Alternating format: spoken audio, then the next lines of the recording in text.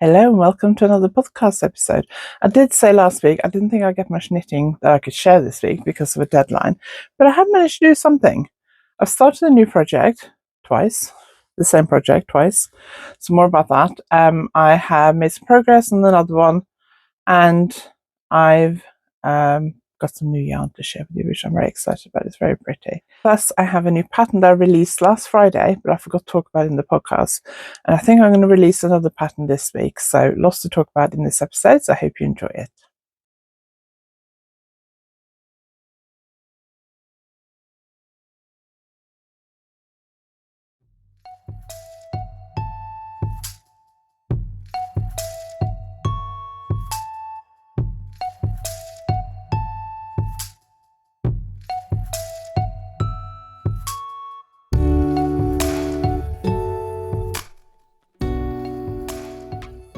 If you're new here, my name is Anniken. I design knitting patterns. I teach knitting workshops online and in person, and I sell yarn through my website, YarnAddict.co.uk. If you like this video, please give it a thumbs up, and if you haven't subscribed yet, please consider subscribing.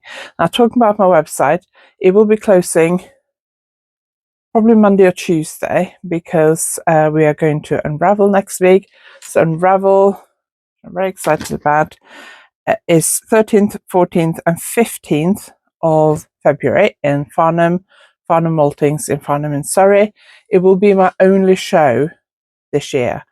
I may be popping up at a few others to teach, but it'll be the only show I'll be vending at this year because of the fact that we are hoping to move at some point this year. I need to at some point pack up this room and clear it out so we can decorate it. There's a lot of work that needs doing in this room because nothing's been done in here since I moved in probably like 15 years ago. And when I first moved in here, I used to dye yarn in here, and we had the original carpets in here, and the carpet is splattered with acid dyes. So we need to do flooring in here, we need to paint, and we need to do some stuff on the windows. So when I get back from Norway, I'm going to have to start clearing out this room because it's one of the more urgent jobs that we need to do before we put this house on the market at some point later this year. Don't know exactly when that's going to be yet. So this whole year is going to be a bit disrupted. We got quite a few jobs we need to do before we put it on the market. But it will be going on the market at some point this year. So I have told the Yarndale organisers that I can't apply this year to have a stall just because I don't know where in the moving cycle we're going to be. It's just going to be too difficult. So last year the only shows I did was Unravel and Yarndale, and this year it'll only be Unravel. And the main reason for that is because I'd applied for this show before I made a decision to not do shows this year. So I'm going to do Unravel because I'd already applied and paid for it before we kind of knew for sure we were definitely going to move this year. So it's an exciting year. It's going to be a lot of changes this year, hopefully.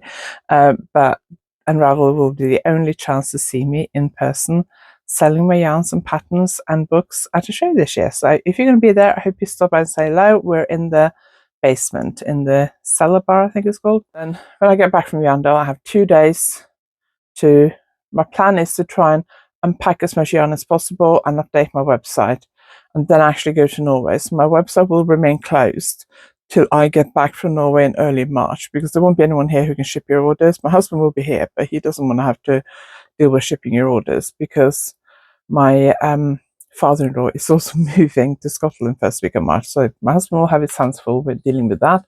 So I've decided to shut down the website before I go to Norway and reopen it when I get back. So I've decided to shut down the website next week so I can pack everything for Unravel and then reopen it when I get back from Norway in early March. So make sure you sign up my newsletter so you don't miss out. When I come back from Norway, I'm teaching at Black Sheep Balls on the 13th and 14th. I'm teaching my Flora beaded lace headband, this one. So you'll learn beaded lace knitting, and you get the pattern to knit the headband if you want to. You can start it in the class, and That's on the 13th, and that, last time I looked, there was a couple of spaces left.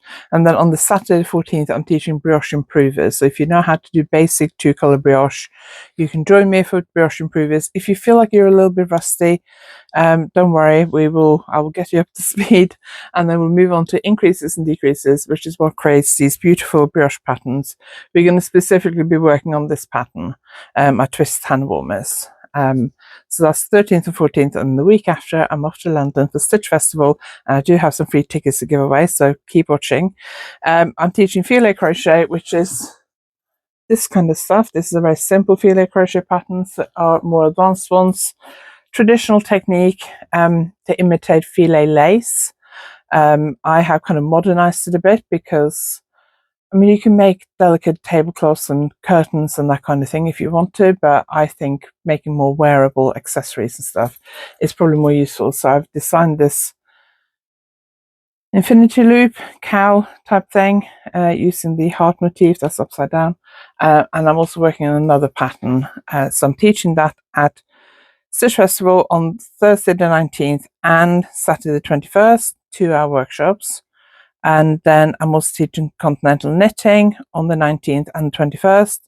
And then I'm teaching perfect button bands and 1-row buttonholes if you want to know how to pick up stitches correctly, because so many people do it wrong, and knit really nice looking button bands, how to work out how many stitches you need to pick up, all that kind of stuff, plus 1-row buttonholes, which are really, really good. When I teach it in my finishing techniques workshop, people always rave about that.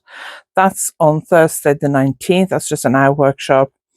And then on the 20th, I'm doing seaming knitted fabric, which is the other thing that people rave about when they do my finishing techniques workshop, which is getting perfect mattress stitch, rows to rows, stitches to stitches, stitches to rows.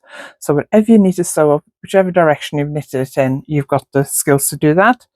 And then I'm also doing, so that's on the 20th. Then I'm also doing the Intarsia colorwork class. Intarsia has a bad reputation. A lot of people avoid it because they get in a tangle. Well, I have a really good way of dealing with that. So don't fear Intarsia. It's really good fun. Join me on the 20th, and 21st is Continental knitting and Filet crochet. So Filet crochet twice, Continental knitting twice, seaming, knitted fabric, Intarsia colorwork, and button bands and 1-row buttonholes. I'm teaching once. I do have some Stitch Festival free tickets to give away. So in the description below, there is a code for, I think it's £2 off day entry or something, but it's in the description below. It does expire before the show, so make sure you look at the date. But I do also have a couple of tickets to give away for a giveaway. So I think I'm going to do 1 pair of tickets here and 1 on my Instagram. So I printed this out, and it's printed out in tiny, tiny writing, so I can barely read it. So let me just have a look. So this code, this giveaway, is for a pair of standard single-day adult tickets. It's not valid on child VIP afternoon or group tickets. Saturday 21st of March incurs a £5 fee, I guess because Saturday is the most busiest day. Office expires Sunday 12th of March, so you have to book by then. The giveaway is you can win 1 pair of tickets, and if you're the winner and you only want 1 ticket, you don't want to bring anyone with you, then you can use the code twice. So you can use, my understanding is that you can use the code on one day and on the second day. So if you want to go, say, Friday, Thursday and Friday, you could use your code for both those days. Does that make sense? Anyway, whoever gets it, I will explain the rules to you when you get it. I'll send you the terms and conditions. So if you want to win pair of Stitch Festival tickets, leave a comment below saying you'd like to be in the giveaway for Stitch Festival. And because some people might comment, but they're not interested in the tickets. So please only enter if you are interested in going. So if you live somewhere not anywhere near London and you can't get to London, then there's no point entering the giveaway. Let somebody who's local get a chance to win. So if you're living in, I don't know, Australia, and you're not coming to London in March, then don't enter, because it'll give chance away from somebody who maybe is more local. So if you're planning to go to Stitch Festival, or you'd like to go, and you'd like to be in with a chance to win a pair of tickets for you and a friend, or you can use them both on 2 separate days, then leave a comment below. Okay, so to get as many people as possible a chance to win, let's make the giveaway close, if you leave your comment by the 15th, I will announce the winner after the 16th. So leave your comment before the 15th of February and I will announce the winner sometime after the 16th. So leave your comment below. Just say you'd like to win the tickets for Stitch Festival and you'll be entered into the draw, and I'll let you know. So not next week, but the week after.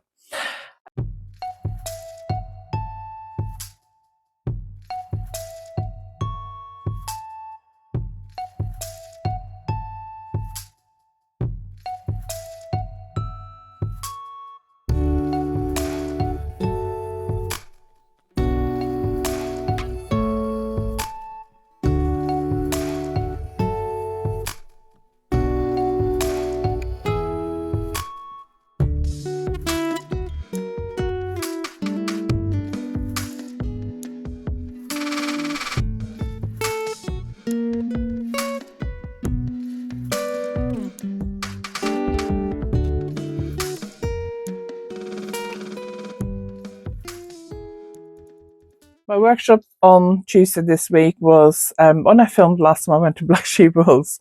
I filmed it one evening in my hotel room. It's what's quickest for me, knitting or crochet. I think most people think that crochet is quicker, so I tested myself. I crocheted and knitted something, and I timed myself to see which was quicker. So and then I also weighed it to work out which one used the most yarn. I don't think that bit comes as a surprise, but I think the first bit maybe does. So do go and check that out. That was on Tuesday this week, just a short little fun video. Before we start talking about what I've been knitting, let's talk about this, what I'm wearing, because when I finished this a few weeks ago, I said that I wasn't sure whether the sleeve length was right. The other version I knitted of this, which is purple and pink, I did sleeves that were about probably to about here. And that is fine because they're quite wide. I quite like that. It means that when I wear a long sleeve top, it kind of comes below it. But this one, I changed the stitch pattern slightly and it ended up slightly narrower, which is fine. I think it fits me better. And some of you commented that you prefer the fit of this to the other one. The other one was very, very baggy. The other one had also stretched while I've been wearing it. And I think this one has also relaxed a bit while I've been wearing it. I did wash the other one last week. When I'd finished this, I thought I need to wash the other one because I don't think I washed it since I finished it and I worn it a lot. So normally I hand wash things, even things I say you can machine wash, I normally hand wash them because I'm really paranoid about ruining stuff. But I looked at the label, it says gentle machine wash, so I put it in on my wool cycle for 30 degrees. The thing that's going to felt in knitting is the heat and agitation. So you've got to make sure I'm going from hot water to cold water. So I did 30 degrees. Now I must admit, if you turn the hot tap on, I don't know how warm the water would be once it hits 30 degrees. I have no idea how hot 30 degrees is. That's bad, isn't it? I should probably know. Is it like lukewarm? Is it a bit warmer? I've no idea. Anyway, I put it in the washing machine. I put it in one of those mesh bags. I have a really big one, so I put it in there. Then I tied it up so that it's smaller. You want your garment not to be flung around your washing machine too much, because that can make it stretch. Put it in, but it wouldn't spin. So when the cycle had finished, my machine was making a funny beeping sound. I was like, what's that? And then I went and checked it, and it was finished, but it wouldn't spin. Wouldn't run the spin cycle. So I put it on. I don't have a separate spin cycle. I have one that's called rinse and spin. So I put that on. And I was a bit worried about the rinse because I thought, does it rinse with hot water, cold water? But I thought, well, I'll risk it. So I put that on and it still wouldn't spin it. I put it on the 400 spin, which should have been enough to take most of the water out of it. And it just wouldn't spin. So I ended up taking it out because I've done this before with a load of socks I washed a few years ago, which might have been our old washing machine, actually. Yeah, that's definitely our old washing machine. Might even be 2 washing machines ago because our previous washing machine before this didn't last very long. So with socks a few years ago, I put a load of socks on wool wash. It wouldn't spin. So I kept trying to spin it, rinse it and spin it, and I ended up felting over half of them and had to throw them away. So I was really careful about that. I thought, I do not want to ruin this. So I took it out, rolled it up in a towel, stamped on it on the floor for a while, get as much water as possible, and then left it in the towel for a while to soak up. And then I I was thinking I should probably like stretch it out and block it properly, but I didn't. I just hung it because it was still quite wet. I just hung it on the radiator, and what I probably should have done is let it kind of half dry and then pinned it out on the table to stretch it a bit. But I thought I'll just see how it ends up. Then when it was dry, I just ironed it and steamed it with my iron, and it did relax a bit when I did that, but it has definitely shrunk. So I haven't really worn it since I did it. Feels like, I don't know whether it's felted, but just very, very slightly, but it's definitely smaller, which isn't a bad thing because it was quite big anyway. But I'll have to wear it a few times and see if it relaxes a bit. If not, I may have to just wet it again and block it and give it a bit of a stretch, but we'll see. Anyway, this one, back to this one. So I wasn't sure with this one, do I lengthen the sleeves and do I lengthen the body? The body is the same length as my other one, but I think because it's narrower, it feels shorter and it finishes at the widest part of my stomach, which I don't like. Now, I do normally wear longer tops under it, so quite often my whatever top I'm wearing underneath will go past where this crochet top ends, so which is okay. But I have kind of thought about adding a couple of repeats to it. So one repeat is a row of grey and a row of lilac, so I think about adding two rows to it, but I haven't had time yet because of deadline knitting, so we'll see. But I did sit down last week one day, was it over the weekend? I needed a break from deadline knitting, so I decided to sit down. No, I think I had made a mistake on my deadline knitting and I needed to make some changes in the pattern, and it was in the evening, so I couldn't be bothered to do it. So I thought I will sit down and do this. So I added some rows to the sleeves. So I had 5, I think. Hang on, let's see. 1, 2, 3, 4, 5. Yeah, I had 5. So 1, 2, 3, 4, 5. So to here. So can you see how the stitch pattern changes? Now it is quite wide. And I thought if I want it all the way down here, I wanted to go in a little bit, but I was trying to think how I could do that without it looking weird. So what I decided to do, this grey bit is basically a chain, a treble, UK treble, 3 chains and a treble back into the same space you did the previous treble. And then on the purple row is 5 trebles into that 3 chain space. So on this one I did, instead of 3 chains, I did 2 chains. So I did a treble, 2 chains and a treble into the same space. And then on the lilac row I did 3 trebles into that space. So you can see here it's got 5, here it's got 3. And that's just brought it in a little bit and made it slightly narrower. And it is now down to kind of my watch, really. So it's not touching my hand. But I think because it's quite wide still, I think that's fine. I think if it's too long when you have a wide sleeve, you just end up getting food on it all the time. Anyway, because I'm mostly wearing long sleeve tops at the moment, I'm quite happy with this. I've worn it quite a lot and I'm quite happy with it, so that's good. A bit warm wearing it at the moment, I must admit, because our house is quite warm in the morning. So that's what I've done on this. So let's get on to what I've been knitting. I think I talked about this last week. So I started this in Norway because I finished a project I was working on in Norway, which was my sequin, alpaca silk sequin slipover, which I've worn a lot. I've been wearing it for the last, I don't know, 3 or 4 days, non-stop. And I finished that before we left Norway, and I had to start another project. So I had like 1 or 2 days off left, 1.5 days left, plus the travel days. So I bought I'd already bought some Lang Palettes sequin yarn, which we'll come back to in a minute. I'm just going to wind it up because it does get tangled a lot if it comes off the cardboard tube it's wrapped around. It does get tangled quite easily. In fact, it's got a little bit of a knot in it. Damn, that's annoying. So I'm just going to wind this up quickly so it doesn't get any more knots in it, because it's got 2 knots in it. Oh no, that one I managed to undo. Right, let's just roll that up. Okay, so if you knit with this, make sure you keep it, if it unravels, just wind it back around the cardboard tube. Don't have a lot left. Difficult to say how much that is, but that's Lang Palettes, which I bought in one yarn shop in Norway just to try it out. And then another yarn shop I bought, Filkalana Tilia, I think it is. Let's have a look. Yeah, Filkalana Tilia, 70% kid mohair and 30% silk. I I bought that in another yarn shop, and I really like the two of them together. I think they look really good together. So originally I started doing a look at that sparkly.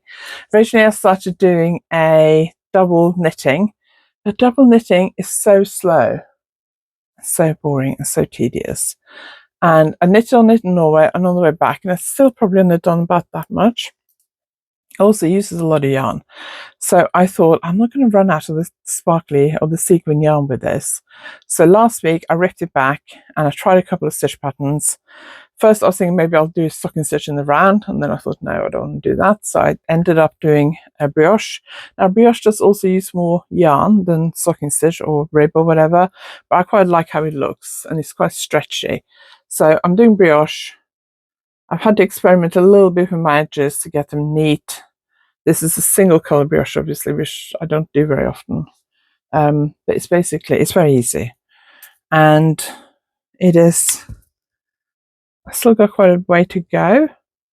That's stretching it, and I'm worried I'm going to run out of the sequin yarn. I did buy some Lang pellets, I don't know what it's called. I did buy some wholesale to use or to have for unravel, and to make a new project with. So I designed this, which is coming out for unravel next week. This is holding Lang Mohair 21, which is incredibly soft and luxurious, with one strand of the sequins. This is the same sequin yarn I used on the headband, but it looks very different because of the color you hold it with. And I bought one pack of it. I used 3 for this. I'm assuming there were 10, which means I only have 7 left, and I'm not ordering any more yarn for unravel now because it wouldn't get here in time. So I don't really want to take another one of those pellets out of my stock to finish that headband, but also I want to finish the headband. So what I think I'll do is, if I got time, I do have deadline knitting that I need to do, and I have to prioritize that this week because I'm not as far ahead as I'd hope to be, and I need to finish it by Sunday. I'm over halfway, but I'd hope to be, I think I have another 4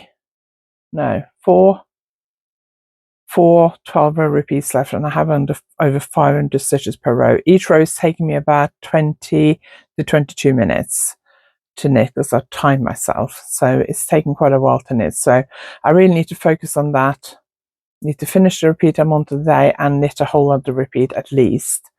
So I probably will put off any other knitting until next week, unless we're going out over the weekend, which I don't think we're going to do very much because we've got loads of stuff we need to do here. My plan is next week, when I finish this deadline knitting, is to knit the rest of the palettes I have for the headband project. Finish, see how far I get, put it on a barber cord so I can pin it and try it on properly and see if it is long enough, if it'll stretch over my head. I do have quite a big head. And then I'll make a decision after unravel. If after unravel I have any of the palettes left, then I will take another ball out of my stock and use it. If I don't, then I'll have to either put it on hold till I've ordered more, or make some other plan. I don't know yet. We'll see. So I'd like to finish it before we go to Norway, because I'd like to wear it in Norway.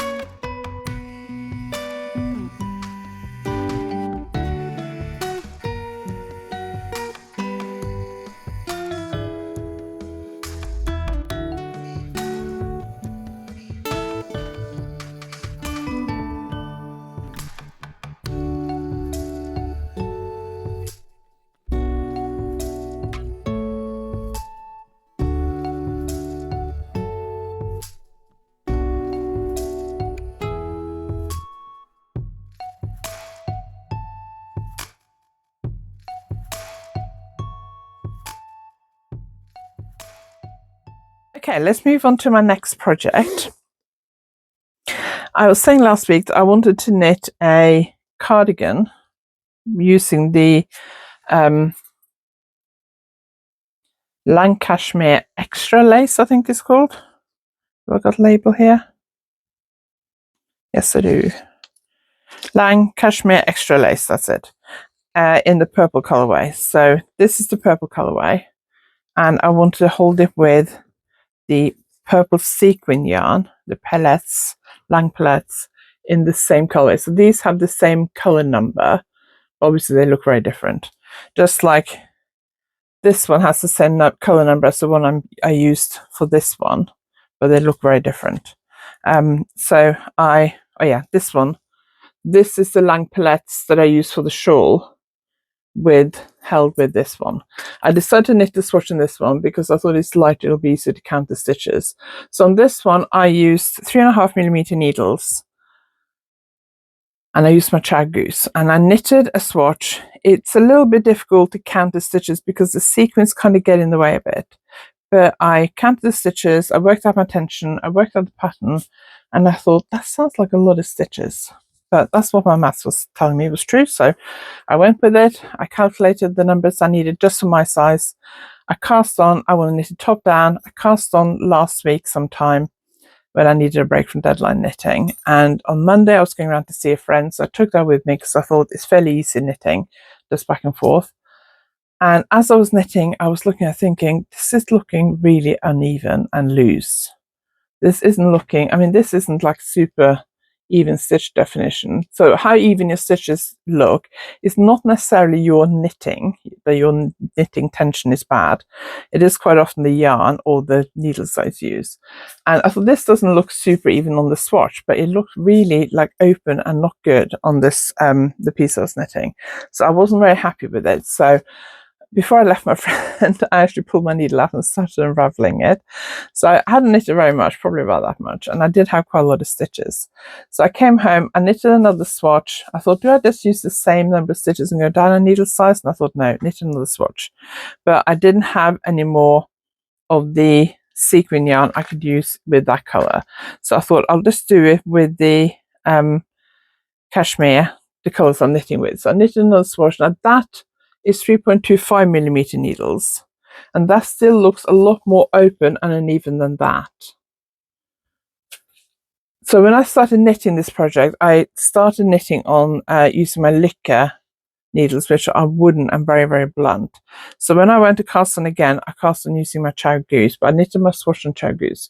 But can you see how much more open and uneven that looks compared to that, even though this uses a bigger needle size? Now with this one, I just gave it a very light steam press, very carefully. You got to be careful because there's the sequin yarn is polyester or nylon or something, I think. But I just very carefully steam pressed it. This one, I wet blocked it, so that might be why it stretched a bit more. But I'm not that happy with this. It just looks very uneven. Anyway, the reason why I've got markers here is because it's very difficult to count the stitches with the sequins, as I said earlier. This is darkest, so I basically put markers in, counted, wrote down the number of stitches between my markers and the number of rows between my markers, and then I just counted that distance and worked out my tension. So say, for example, across, it was, I can't remember the numbers now, 26 stitches across 12 centimeters. I would then take 26 divided by 12 and then multiply it by 10 to get my stitches per 10 centimeter. But it's the stitches per centimeter I need to work out the pattern, really. So cast on again using 3.25, and this time I did use Chag Goose. And this, yeah, still looks a bit uneven. I cast on with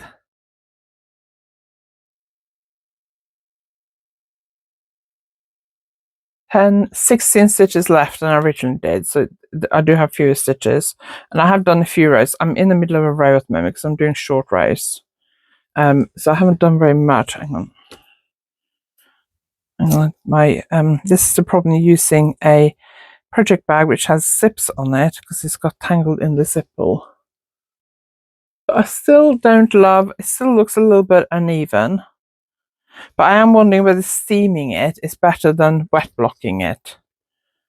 Anyway, I've decided I'll carry on for now. I haven't worked on this a lot. I've just done a few rows just to make sure I'm happy with it. I'd like to get this project going before I go to unravel, just to make sure I'm happy with it. That is much better. I might also just put my hair up quickly because it is really, there's no heating on in my office because the heater, the radiator is underneath my desk. So I've never used it since I've had my desk I've blocking it because I can't get to it very easily to turn it up and down and switch it off and stuff. So I haven't had heating on in here for years, probably over 10 years. But it is quite warm in here. When it's sunny, the sun comes in here and it warms it up a lot. Yesterday afternoon, it was really cold in here. But in the morning, the heating's on. And if I leave the door open, this room gets quite warm. And I am overheating a little bit this morning, as you can probably see. Right, one more thing before we finish. I did order some more yarn this week. I've been trying to resist buying yarn, and I'm not intending to buy any yarn at Unravel because of the fact I need to clear out this room. When I come back from Norway, I need to start sorting out this room and go through it and decide what to keep and what to get rid of, which also means going through my yarn stash and possibly doing a destash because I don't want to take stuff with me when we move unless I want to keep it. And the problem is because we need to really overhaul this room, I need to take everything out and I don't know where to put it. I'm a bit worried about putting it in the garage in case it gets damp, but that's also the only place we have to store things. I can store things temporarily in the spare bedroom, but not long term. And obviously I will need to move back in here for work, but I don't want to put all the stuff I've got in here back in here because when we start showing the house, which won't be for a few months yet, but I only want to clear it out once. I want this to people to be able to come in here. At the moment, you can barely move in here. I want people to be able to come in here and visualize this either as a home office or as a bedroom. Used to be my daughter's bedroom, and then when she was a teenager, she desperately wanted a bigger bedroom. So she persuaded us that she should be allowed to move into what was a spare bedroom. So I need to clear this out. So I'm really on a kind of yarn ban at the moment. But I haven't bought from this indie dye before. I've known of her. I've never met her in person, but I've seen her on social media for years. So it's Mothy and the Squid, and I just love this colorway. And she's had a few colorways recently that I've been really tempted by. She seems very good at taking photos of like nature, flowers, animals, whatever, and turning them into yarn that matches really well. And this just reminded me of an orchid. And in the inspiration photo, she showed it that she shared on social media. She showed it with an orchid, and orchids are my favorite flower. The color is actually called Radical Left, which might also describe me. So it's Mothy and the Squid. Radical Left is 75% merino, 25% nylon, 420 meters per 100 gram. So perfect for a pair of socks. I don't know if I want to do socks with it because it's so pretty. Might do a scarf or something.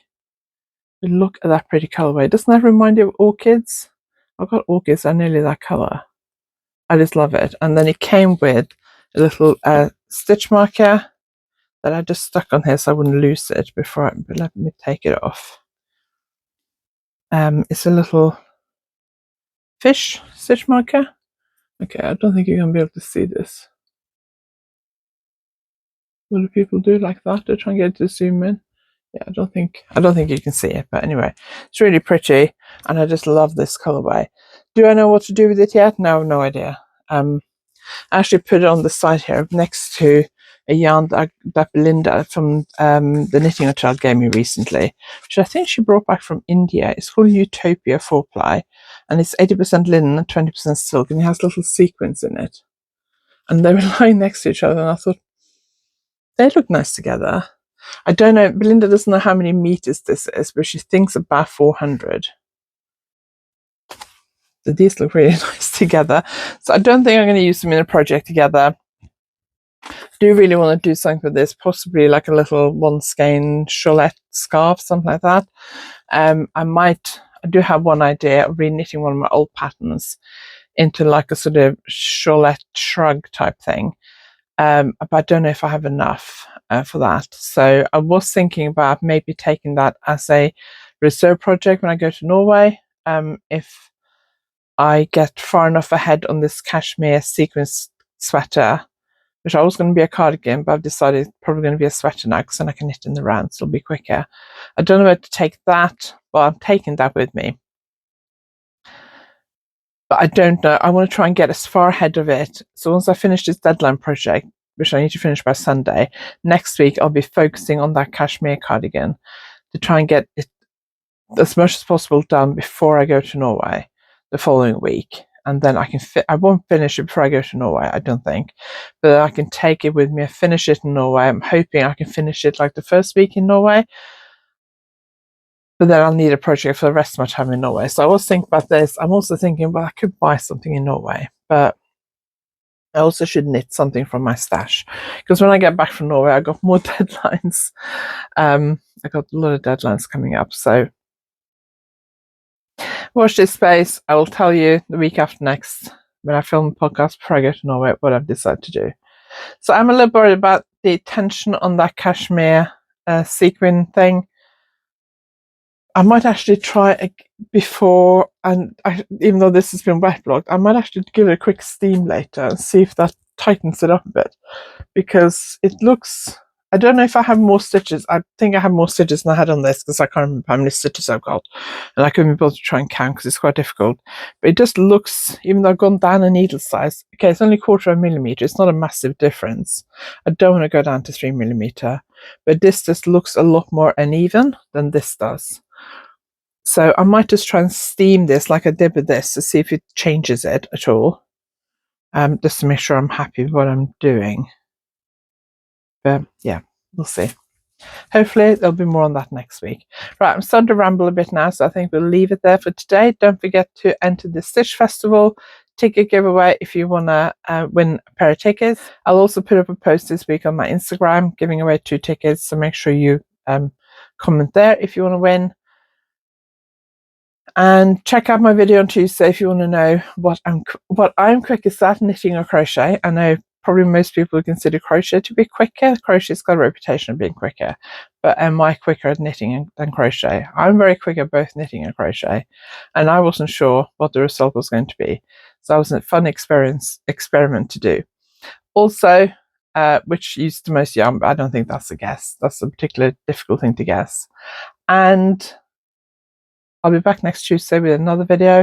Can't remember exactly what at the moment. I think it's a tutorial possibly. And don't forget to see me at Unravel if you're going. Check out my Black Sheep Bulls workshop, Stitch Festival, all the things. Thank you very much for watching. I really appreciate it. Make sure you like, subscribe, comment, do all the things. And I will see you in the next video. Thanks for watching.